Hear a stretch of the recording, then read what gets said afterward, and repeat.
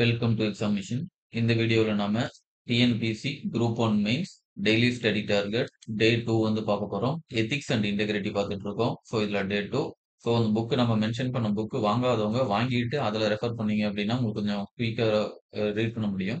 So இதுல நம்ம என்ன பார்க்க போறோம் அப்படின்னா சிலபஸ் டீகோடிங் அண்ட் அந்த சிலபஸ்ல பிஒய்க்கு என்ன கேட்டாங்க அப்படிங்கறத பார்க்க போறோம்.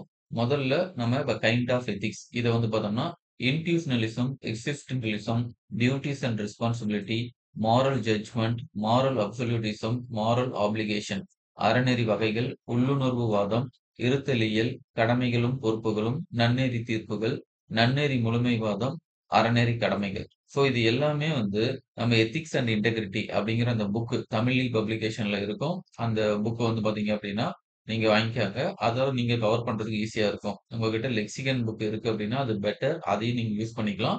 ஸோ தமிழ் மீடியத்துக்கு 11த், 12த் அறநெறி புக் அதையும் யூஸ் பண்ணிக்கிட்டு அடிஷனலா இத வந்து ஒரு ரெஃபரன்ஸ்க்கு யூஸ் பண்ணிக்கோங்க.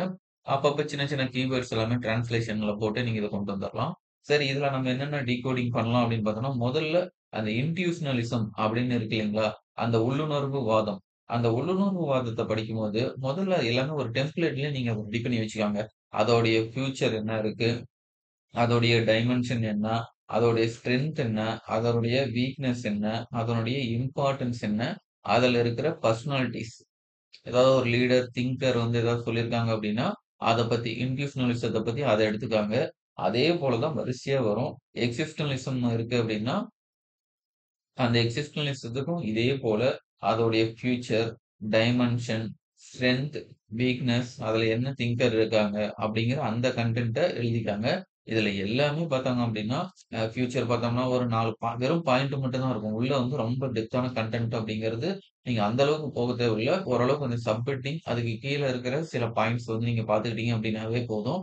ஸோ அதேதான். இத ஸ்ட்ரென்த் அண்ட் வீக்னஸ்லாம் வந்து ரொம்ப பிளைன் ஆன்ஸரா தான் வரும். நம்ம வந்து முன்னாடி நம்ம மாடர்ன் இந்தியா, சோசியல் இஷ்யூஸ்க்கு பார்த்த மாரி, ஸ்பெசிஃபிக்கான பாயிண்ட் அப்படிங்கிறது ரொம்ப கம்மியா தான் இருக்கும். பட் இந்த பர்சனாலிட்டி அண்ட் திங்கர்ஸ்ல மட்டும் கொஞ்சம் கன்டென்ட் இருக்கும். அத மட்டும் நீங்க ஸ்பெசிஃபிக்கா எழுதிக்கங்க. உதாரணத்துக்கு இப்ப இம்மானுவேல் கான்ட் வராரு அப்படின்னா, அந்த நேம் அந்த என்ன அவரு விஷயத்த சொல்ல வந்தாரு அப்படிங்கிறத மட்டும் நல்லா பார்த்துக்கோங்க. மத்தபடி இந்த ஸ்ட்ரென்த் அண்ட் வீக்னஸ் எல்லாமே ஜெனரலிஸ்டிக்கா தான் இருக்கும். இது குயிக்காவே நீங்க படிச்சிற மாரி தான் இருக்கும். அதே போல டியூட்டீஸ் டியூட்டீஸ் அண்ட் ரெஸ்பான்சிபிலிட்டின்னு இருக்கும். ஸோ இந்த டியூட்டீஸையும் நீங்க தனியாவே எடுத்து பாருங்க. காரணம் என்னன்னா, இதுல வந்து இம்மானுவேல் கான்ட் வந்து ஸ்பெசிஃபிக்கா டியூட்டீஸ பத்திலாம் டீட்டெயில்ஸ் வந்து குடுத்திருப்பாரு. ஸோ அந்த அந்த பேசிக்க எடுத்துக்கிட்டு, அதோடயே பார்த்தோம் அப்டின்னா, நீங்க இதோடைய ஃபியூச்சர், கிளாசிஃபிகேஷன், டைப், இம்பார்ட்டன்ட் இதனுடைய சிக்னிஃபிகன்ஸ் இது எல்லாமே நீங்க இந்த இடத்துல எடுத்து வச்சுக்காங்க. ஸோ இப்படி கொண்டு போனீங்க அப்டின்னா உங்களுக்கு ஈஸியா இருக்கும். அடுத்ததா பொறுப்பு, ரெஸ்பான்சிபிலிட்டின்னு இருக்கு இல்லைங்களா? இந்த பொறுப்பு ரெஸ்பான்சிபிலிட்டீஸுக்கும் இதே போல தான். இதோடைய ஃபியூச்சர் என்ன? இதோடைய டைப்ஸ் என்ன இருக்கு? இது வந்து பார்த்தோம்னா, ஒரு பெர்சனல் ரெஸ்பான்சிபிலிட்டின்னு இருக்கும். அதேபோல சோசியல் ரெஸ்பான்சிபிலிட்டின்னு இருக்கும். பெர்சனல்ல இன்னும் நெறைய கேட்டகரி வெறும் கேட்டகரி மட்டும் பிரிச்சுக்காங்க. அதேபோல சோசியல்லயும் கேட்டகரி அப்படிங்கிறத பிரிச்சுக்காங்க. இதுக்கும் அதே போல தான் இதோடைய சிக்னிஃபிகன்ஸ் என்ன? அதேபோல லிமிட்டேஷன் என்ன? இதுல என்ன திங்கர் வந்து என்ன சொன்னாங்க? அப்படிங்கிறதையும் இதுல வந்து நீங்க நோட் பண்ணிக்காங்க.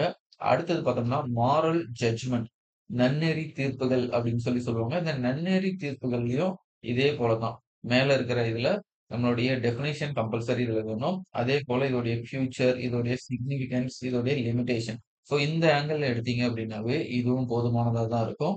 அடுத்தது பார்த்தீங்க அப்படின்னா, மாரல் அப்சல்யூட்டிசம் அப்படின்னு சொல்லி இருக்கும்.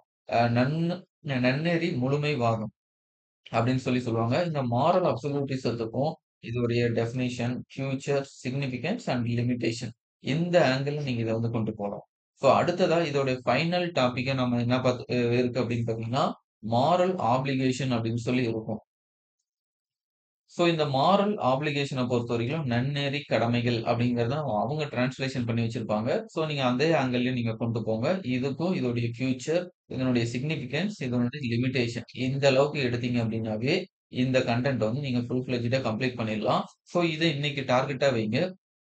இது பார்க்கறதுக்கு நெறைய டாபிக் நம்ம பார்த்த மாரி இருந்தாலும், உண்மையில மொத்தமே ஒரு 4 டூ 5 பேஜுக்குள்ள மொத்த நோட்ஸுமே முடிச்சிடலாம். அவ்வளோதான் இந்த கன்டென்ட்டே இருக்கும்.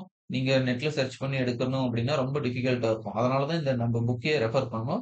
இந்த ஷார்ட்டா இருக்கும் இந்த புக்ல. அதையும் நீங்க வந்து ஷார்ட்டன் பண்ணி எழுதிக்கலாம். தமிழ் மீடியத்துல இருக்கிறவங்க முக்கியமான கீவேர்ட்ஸ் எல்லாமே Google Translate போட்டு அந்த டிரான்ஸ்லேஷன் பண்ணி பார்த்துட்டீங்க அப்டின்னா, உங்களுக்கு குயிக்காவே இத வந்து முடிச்சிடலாம். ஏன்னா ஸ்பெசிஃபிக்கா தமிழ் மீடியத்துக்கு, எத்திக்ஸ்க்கு நீங்க ஒரு சோர்ஸ் வந்து தேடுனீங்க அப்படின்னா, அது ரொம்ப டைம் எடுத்துக்கும். ரொம்ப கிடைக்கிறது டிஃபிகல்ட்டா தான் இருக்கும். அதுக்கு பதில் ரொம்ப ஷார்ட்டனான ஒரு மெத்தட் அப்படின்னா இத எடுத்துக்கலாம். சரி இதுல என்ன ப்ரீவியஸ் இயர்ல கேட்டிருக்காங்க அப்படிங்கிறத பார்ப்போம். முதல்ல இந்த இன்டியூஷனலிசத்த பத்தி பார்த்தோம் அப்படின்னா, ஸ்பெசிஃபிக்கா பட்லர் அந்த திங்கரோடைய இன்டியூஷனலிசம் அப்படிங்கிறத ஸ்பெசிஃபிக் பண்ணி அவங்க வந்து கேட்டிருக்காங்க. பட்லரின் உள்ளுணர்வு கொள்கையின் தனித்துவத்தை எடுத்து எம்புக அப்படின்னு சொல்லி குடுத்துருக்காங்க. அவங்க வந்து பார்த்தோம்னா, ஸ்பெசிஃபிக்கா பட்லர் அப்படின்னு குடுக்கும்போது, நம்ம இன்டியூஷனலிசத்துல எடுத்த கன்டென்ட்டையும் எடுத்துக்கிட்டு, அது பட்லர்ல என்னென்ன விஷயங்கள் அவரு சொல்லியிருக்காரோ, அதையும் நீங்க வந்து இம்ப்ளிசிட் பண்ணி சொல்லணும்.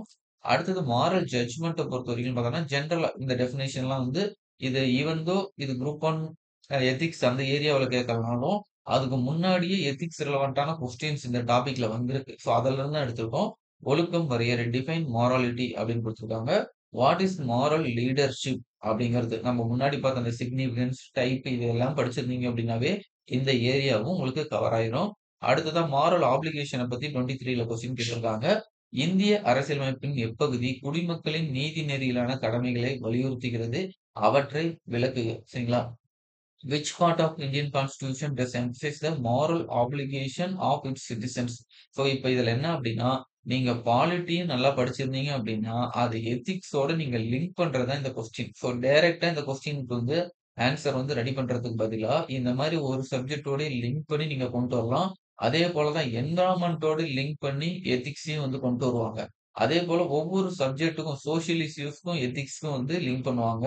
ஸோ அந்த மாரி உங்களுடைய லிங்க் பண்ற கெப்பாசிட்டி இன்கிரீஸ் ஆகணும் அப்டின்னா, கோர் சப்ஜெக்ட் எல்லாத்தையும் வந்து நல்லா தெளிவா படிச்சுட்டீங்க அப்டின்னாவே, போதுமானதா தான் இருக்கும். ஸோ இந்த ஏரியாவுல கொஸ்டின்ஸ் வந்து இவ்வளோ தான் கேட்டிருக்காங்க. இன்னும் கொஸ்டின்ஸ் வர வர நாம வந்து அத அப்டேட் பண்ணுவோம். ஸோ அடுத்த வீடியோவுல அடுத்த டாபிக் டே 3க்கான டாபிக் வந்து பார்ப்போம். அதுக்குள்ள இந்த டாபிக்ல எடுக்க வேண்டிய நோட்ஸ நீங்க முக்கியமா எடுத்து வச்சுக்கங்க. உங்களுக்கு டெய்லி நம்ம டெஸ்ட் பேட்ச்ல வந்து கொஸ்டின் குடுக்குறோம் அப்டின்னா, அதுக்கான ஆன்ஸர்ஸ அட்லீஸ்ட் ரெடி பண்ணி வச்சுக்கங்க. அந்த கொஸ்டின்ஸே உங்களுக்கு ஆல்மோஸ்ட் இந்த போர்ஷன் எல்லாத்தையுமே கவர் பண்ற மாரி ஒரு காம்ப்ரிஹென்சிவா தான் குடுத்துட்டு இருப்போம். ஸோ அதையும் நீங்க கவர் பண்ணிக்கிட்டீங்க அப்டின்னா, இதையும் நீங்க ஒரு மிங்கிள் பண்ணி கொண்டு போகும்போது, உங்களுடைய போர்ஷனும் கம்ப்ளீட் ஆகும். நீங்க அதுக்கான ஆன்ஸர் மாடலும் நீங்க வந்து பேக் டூ பேக் ரெடி பண்ணிக்கிட்டே வந்துருவீங்க. ஸோ இத வந்து நீங்க ஏதாவது பெண்டிங் இருந்துச்சு அப்டின்னா, பெண்டிங்க முடிச்சிருங்க. நடுவுல அப்பப்போ 1 ஆர் 2 டேஸ் வீடியோ வரல அப்டின்னா, அதுல பெண்டிங் இருக்கிற டாபிக் எல்லாத்தையும் முடிச்சுக்கிட்டு, நீங்க அடுத்து இத வந்து கன்டின்யூ பண்ணிக்கங்க. அடுத்த வீடியோல பார்ப்போம். Thank you.